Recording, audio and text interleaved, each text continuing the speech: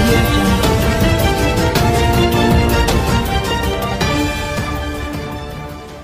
₹100 ఇవ్వండి అని చెప్పి పోరాటం చేయడం చూసాం కానీ 100 నోటు మనం ఇచ్చి చిల్లరీరా బాబు అని చెప్పి పోరాటం చేయడం ఇదే ప్రథమం.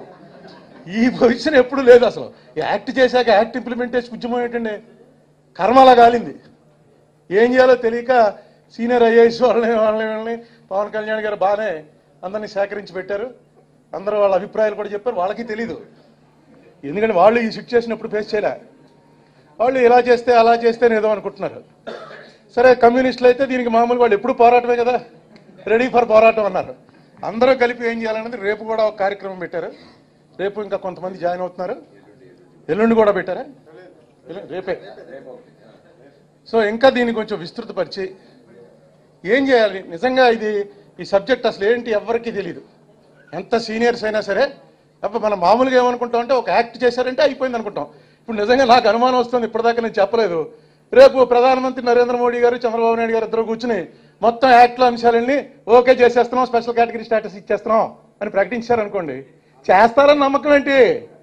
ప్రకటించినవేగా ఇవన్నీను. ఎలక్షన్లు అయిపోతే మళ్ళీ మామూలే.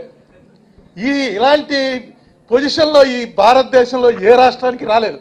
ఇది ఫస్ట్ టైం వచ్చింది. దీన్ని ఎలాగ తీసుకెళ్లాలో ఎలా లాక్కెళ్లాలో ఏమో పవన్ కళ్యాణ్కి ఏదో దైవబలం ఉండాలి. లేకపోతే ఇవాళ పెద్ద పెద్ద వాళ్ళందరూ వచ్చి పారిపోకుండా కూర్చుని మొత్తం విని ఇలా చేస్తే బాగుంటుంది అలా చేస్తే బాగుంటుందని సలహాలు ఇచ్చారు. పద్మనాభయ్య గారు అంత వయసులో రేపు ఆయనే వచ్చి నేనే దీన్ని ప్రిసైడ్ చేసి అందరి దగ్గర ఐడియాలు తీసుకుని ఈవేళ ఏమో జయప్రకాష్ నారాయణ గారు చేసింది, రేపు పద్మనాభయ్య గారు చేస్తున్నారు.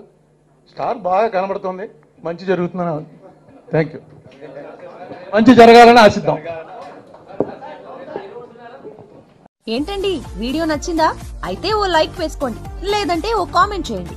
ఎప్పటికప్పుడు మా వీడియోస్ చూడాలంటే సబ్స్క్రైబ్ చేసుకోండి.